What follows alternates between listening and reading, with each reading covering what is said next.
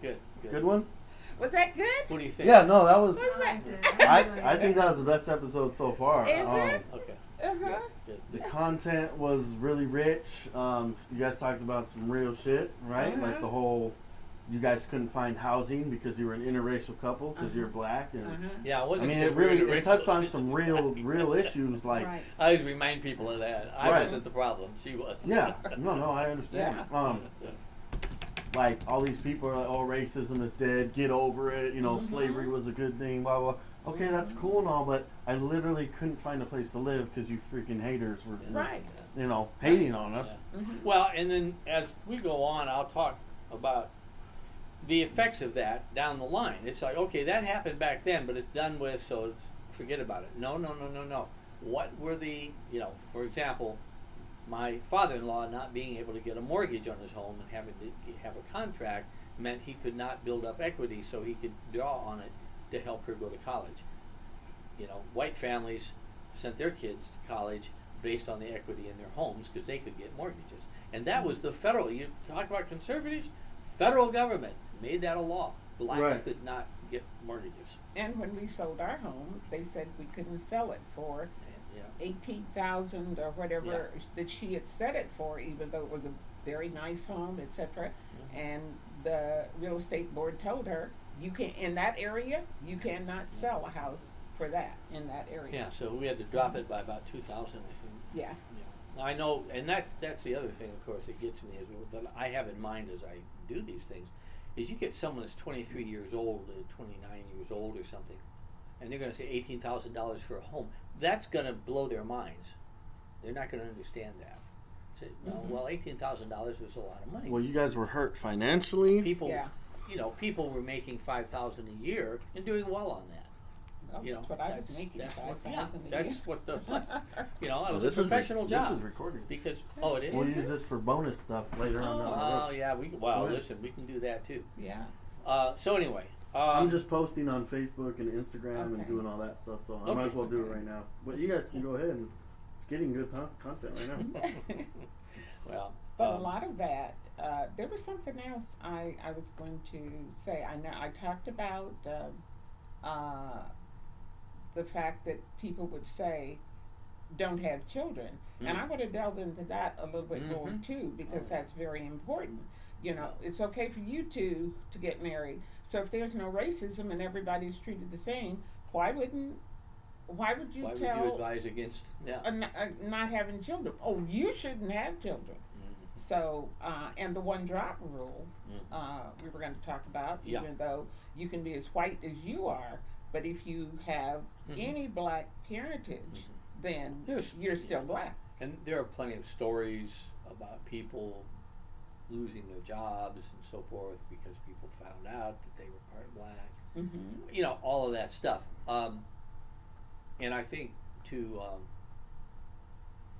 but again, I always like to bring it forward to its effect on the present day, present day attitude. So how could Betsy DeVos say that historically black colleges and universities were a matter of free choice, like a good voucher, voucher program?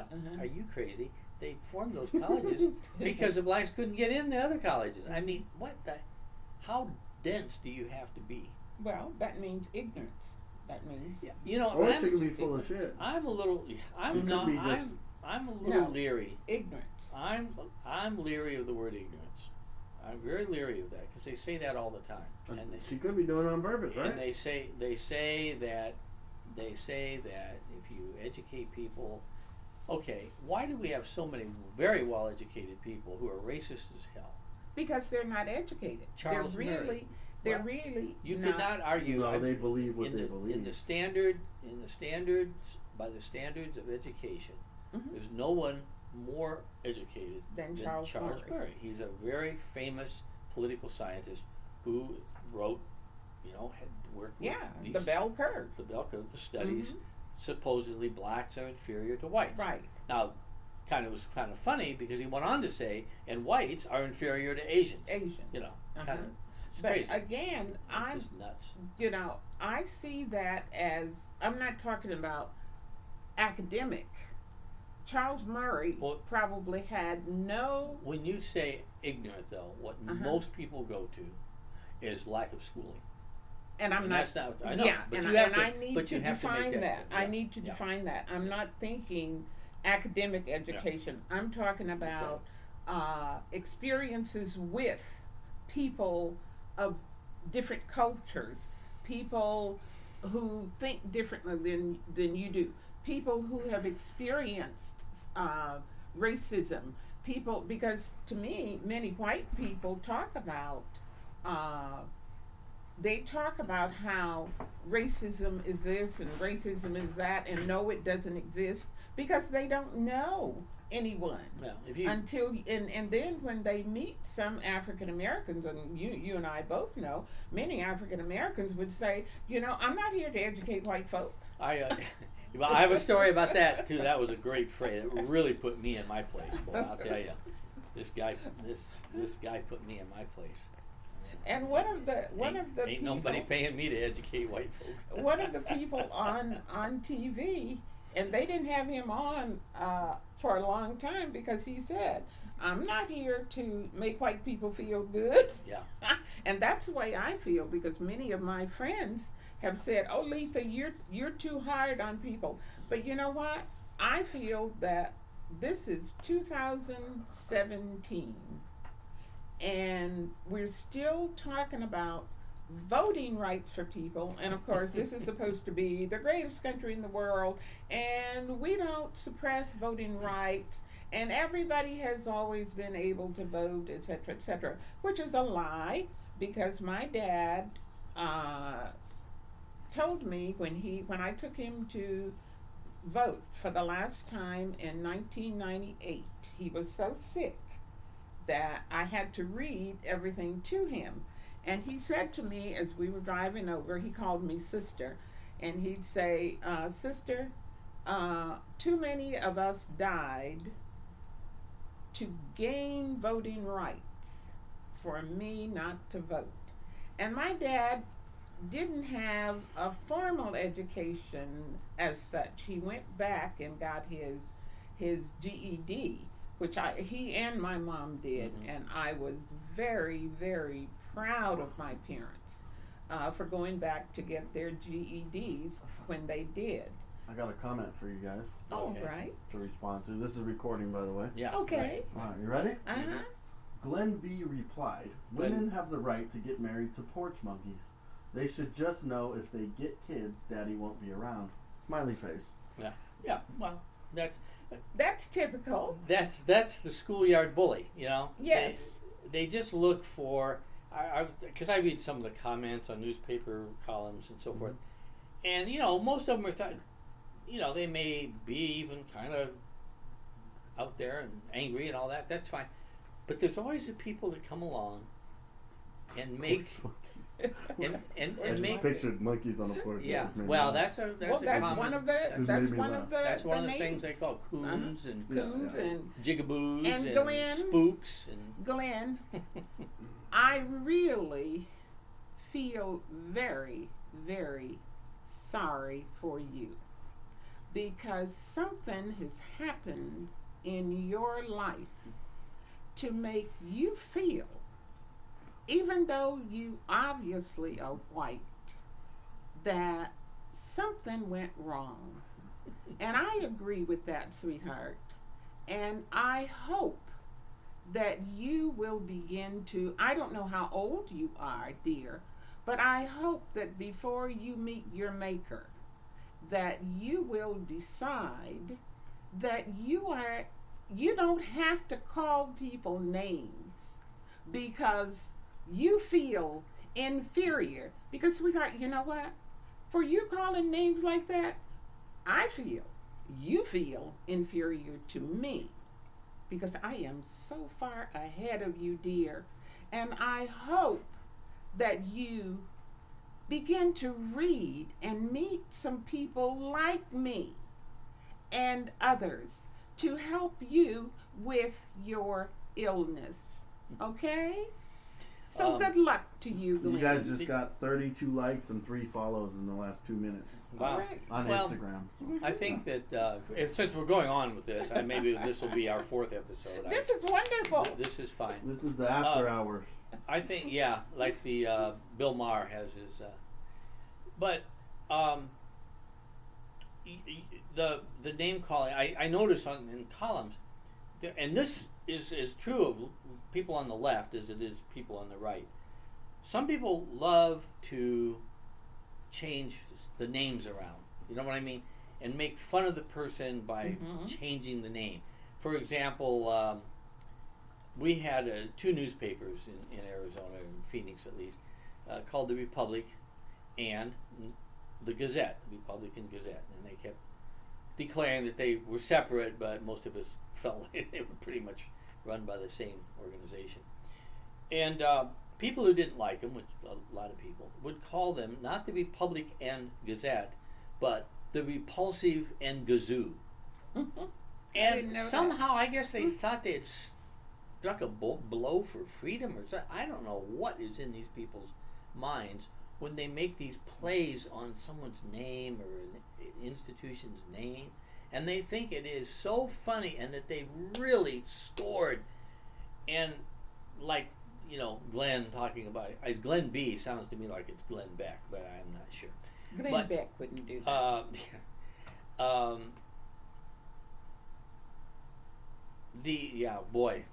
It just hit me. Glenn Beck converted at some point to the LDS church, and I have a tremendous story about the afternoon when the church in 1978 changed its teaching about blacks. I have a great story about that one. Yes. But this idea of using childish, I mean, it's what it is, it's childish.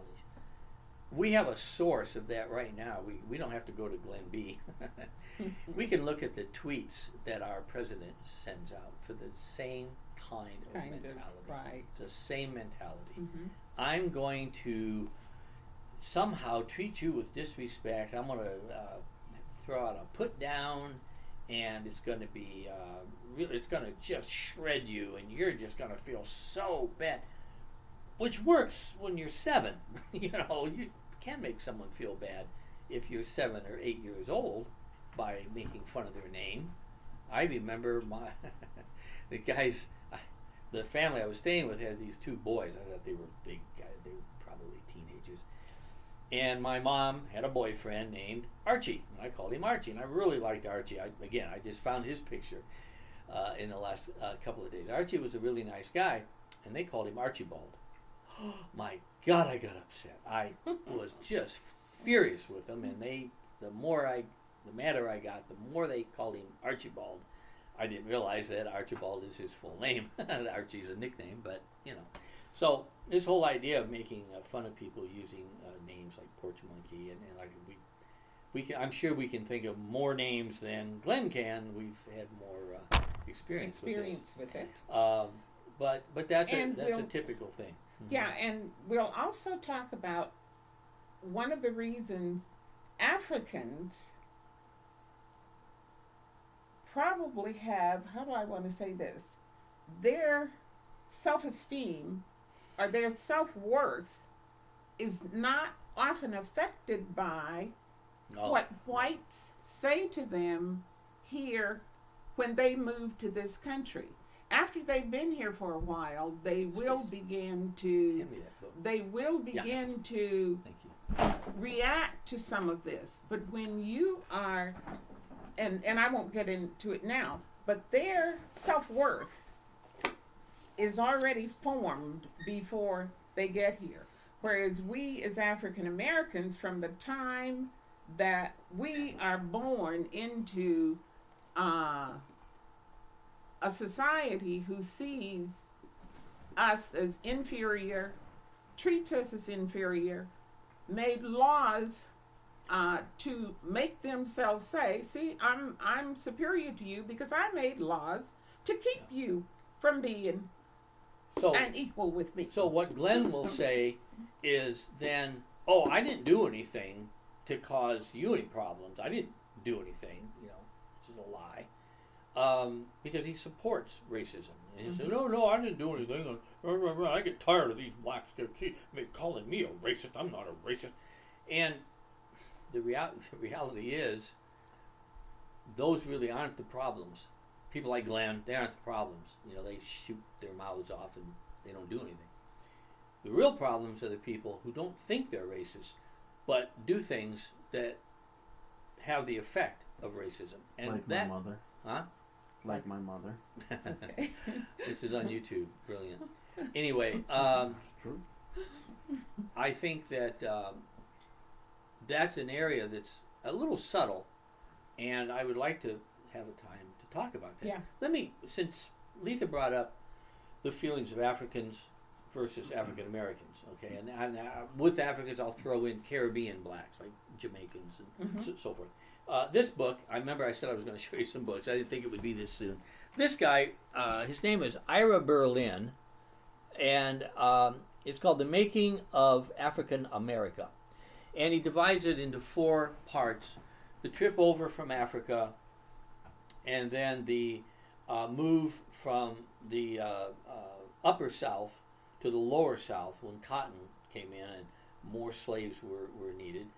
Then after slavery, the move from the South to the North, and then finally the move from Africa to the United States, large numbers of Africans.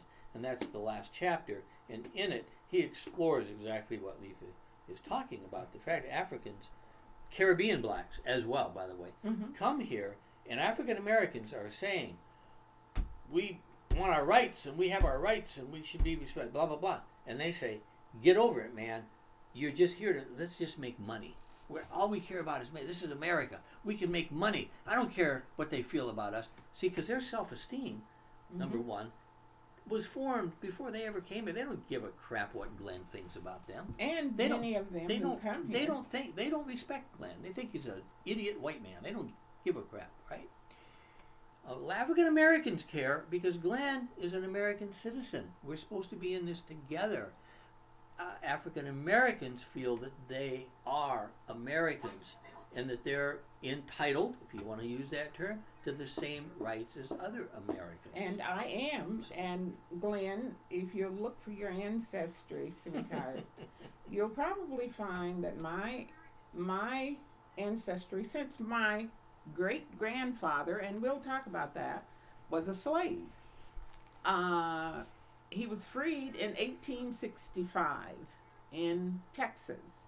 So my lineage in this country, and I really would like for you to check, Glenn, and let us know, just like you did just a few minutes ago, let us know how far your lineage goes back in this country. And since I can trace my lineage, especially on one side, on my father's side, with my great-grandfather, who was a slave in this country and was freed in 1865, as I said, in Texas. So would you do us a favor and let us know how far your lineage goes back in this country? Because then we can let other people know that I'm probably more of an American than you are. Okay? And probably that I am, because my parents came from Italy and my grandparents in 1904. So, but that's on one side. My other are hillbillies that go way back. But anyway, the issue of lineage and all of that is an interesting thing, because when I was an anthropology student in the 60s, I read where anthropologists had done the lineage, genealogy, and all of that, and they said, look, if you're white, supposedly, and your people have been in this country more than 3 generations, that was in the 60s, so if they've been here more than 3 generations, they are part black.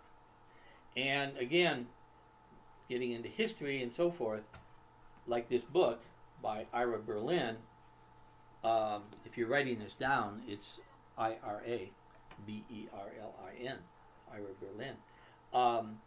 This is The Making of African America. It's a good book. You'll see how mixed up people are. You know, we think, oh, you go down to the marriage bureau, and they don't give you a license because you're mixed couple. So no, there was no. Oh no. People, poor whites, poor blacks lived in the same places. They mixed in all kinds of ways, and you just have to read your history to know that. As This the Lovings. Do you want to go ahead and Yeah, finish that? just Ira Berlin, by the way, I wanted to mention. He wrote what I consider to be the best book, especially for beginners that don't know too much about the history. The best book on slavery in the United States. It's called Many Thousands Gone. Can you say that again, please? Many No, what is that? The best what? the best book on slavery in the U.S. It's called what? Many Thousands Gone. That's the name of the book. And by the same gentleman wrote it? Ira Berlin. Yeah, it's really good. Anyway, go ahead. What was I going to say? I was going to say something else when you were talking. Where was I, Joshua, when Pat was talking and I was going to interject something? I don't know. You guys want to talk about analytics really quick? Sure. Sure. Are we still on? Yeah. Well, Okay. We'll just. I'm going to upload this. I'll put it as bonus footage. Okay. So. Okay. Okay. 77 YouTube watch time minutes. Okay, so 77 minutes have been. I think this is episode 3. No, this is episode 2. Okay. So on episode 2, I see. 77 total minutes have been watched. Okay. But no one has watched the entire thing. Whatever, that's fine. Okay. You have 32 views from YouTube, and then embedded in external websites and apps. So that would be Instagram, Facebook. Okay, one person has clicked either on Facebook or Instagram, and they have clicked and then gone to see your. That's good considering we only have 16 followers on, Right. and we only have maybe 20 followers on Facebook. That's pretty good because that's Okay. 5%. No, what is it? What is 1 out of 20? 1/20th. What is that? 1/20th. Isn't that 5%? Yeah. Okay. Yeah. No, that's good. If 5% of people are clicking, Because 1 out of 10 is 10%. So Okay, 1 out yeah, of 20 yeah. would be 5%. so 5% of your followers on social media are watching your stuff or clicking on. That's a good thing, right? Okay. But average view duration. So whoever clicked on from social media, they watched for 5 seconds and then they left. Then they left. But that speaks to the culture of people who are on social media, right?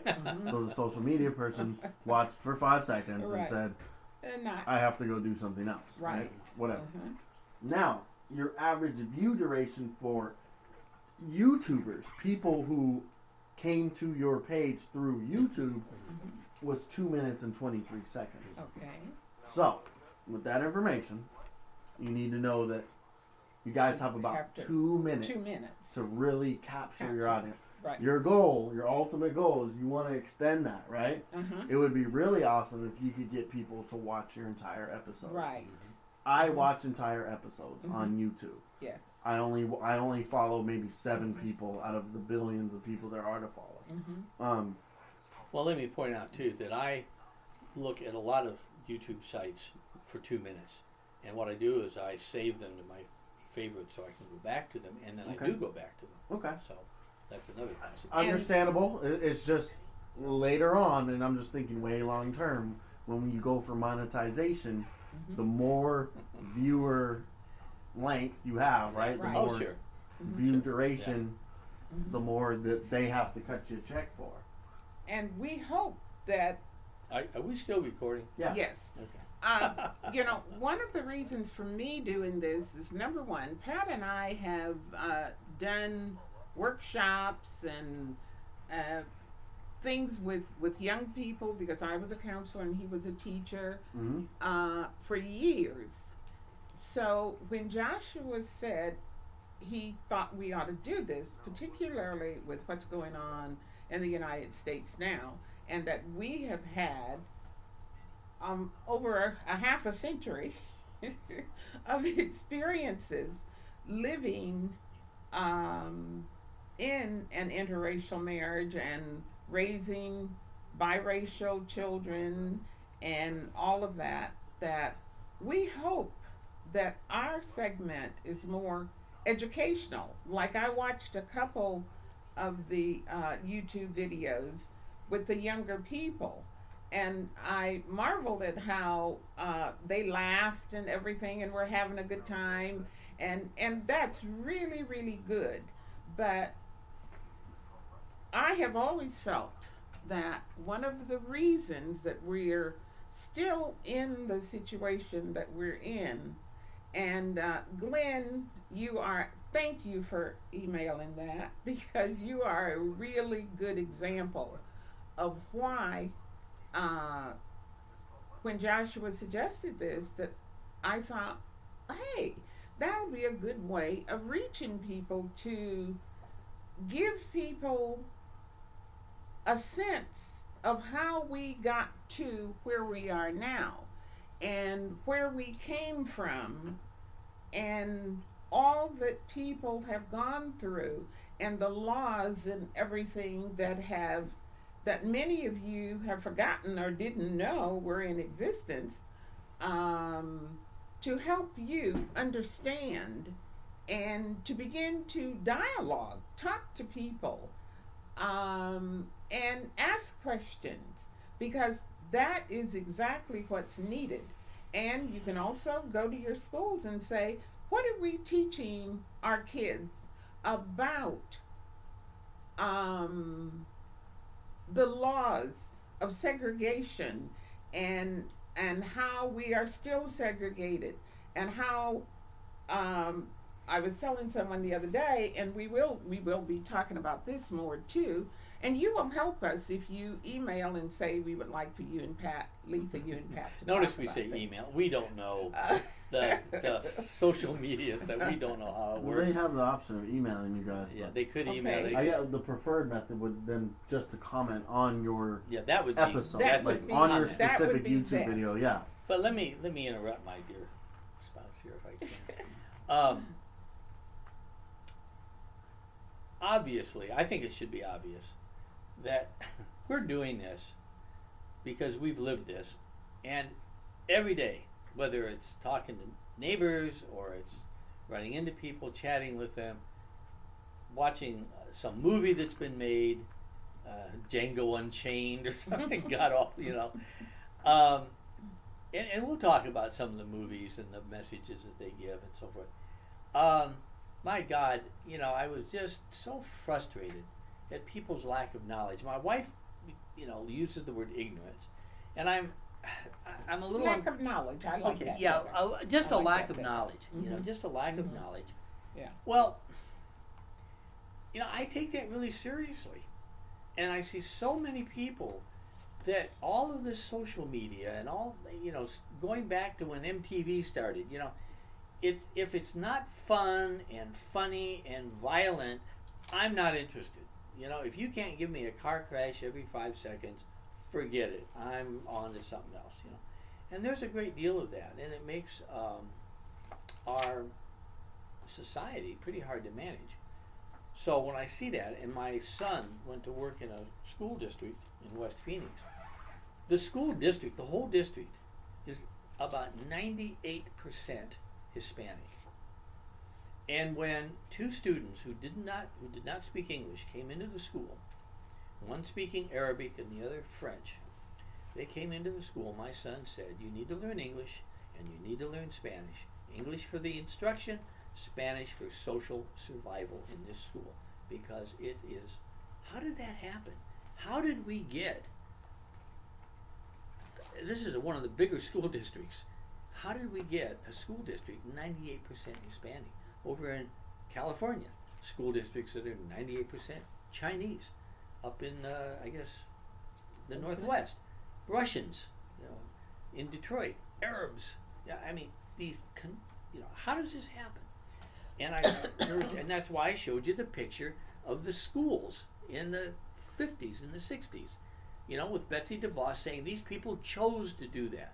Did people really choose to combine like that, or did they find a problem when they try to mix with the rest of the population? Now, white people chose to be in the schools that they were in. Yeah. When they started busing and everything like that, because they resisted. Yes, there's a lot of that. That's another. Yes, busing. But The point is, Although I was bused to Arizona to be cotton. we now have an administration in Washington, the administration, that is turning its back on all of this history. And people like Glenn must be very happy with our president, because our president is saying, I don't need to pay attention to the laws of the country. I don't need to pay attention to the Constitution. I don't need to pay attention to Congress. I don't need to pay attention to the people of the country, to our institutions. I don't need any of that, because the people who put me in power want to overturn all of that. They want to drain the swamp. That's why they put me here, and this is what I'm doing. And I think Trump is living up to what he promised. I think he is. He's destroying everything that this country has been since our Constitution was formed. He's trying to. This is a typical, if you look at history, again, knowledge, okay, how dictators operate, this is what they do. They destroy the press. Remember, the press is in the Constitution. They recognize you need a free press to have a free people. And what's Trump doing? He's destroying the press. By calling it fake news. Yeah. So, I mean, we need to look at this stuff. Now, does that make me too serious for TV? Maybe it does. This is not a sitcom, and I frankly have It's your show. I have some feelings about this, believe me, Yeah. and they may come out. But people need to learn what's going on. We have people. If you saw Scaramucci, the new director of communications for the White House, the guy is. They make fun of his name. They call him the Mooch, but I think Scary is more apt with him. So that's my. We're gonna see your picture here and see that little blue button. Those are follows, and these are likes. Okay. So you see your picture, blue button, picture, blue. Okay. Picture, blue. Well, I think we can sign off now, Joshua. And we'll pick this up next week, and we have hope to enough see you next week. You guys got another episode right here, actually. That's what I'm We got saying. Do we 32 have minutes enough of